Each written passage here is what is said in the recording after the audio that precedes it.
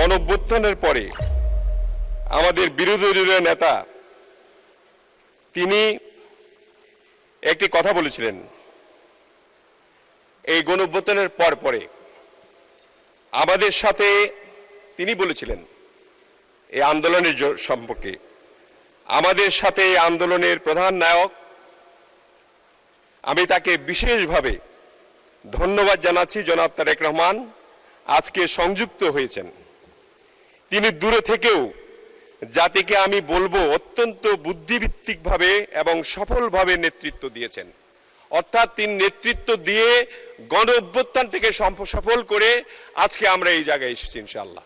ধন্যবাদ জনাব রশিদুজ্জামান মিল্লাত সাহেবকে। উনি আমার একটা বক্তব্যের উদ্ধৃতি দিয়েছেন। হ্যাঁ, আমিও বক্তব্য রেখেছি, কিন্তু সময়টা আপনি সঠিকভাবে বলেননি।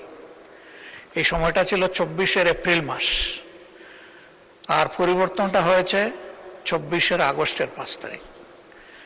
আগস্টের 5 তারিখের পরে আমার এই বক্তব্য না। ওই সময় যাদের নেতৃত্বে এই অভ্যুত্থান সফল হয়েছে, আমার মনে হয় আমরা সবাই অন্তর থেকে তাদেরকে সম্মান করি, ভালোবাসি। তাদের এই জায়গাটা ঠিক রাখতে হবে।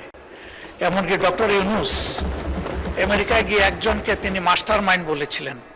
আমি সেই ব্যক্তি প্রথমে প্রতিবাদ করে বলেছি, এই আন্দোলনের একক কোনো মাস্টার মাইন্ড আমরা মানি না।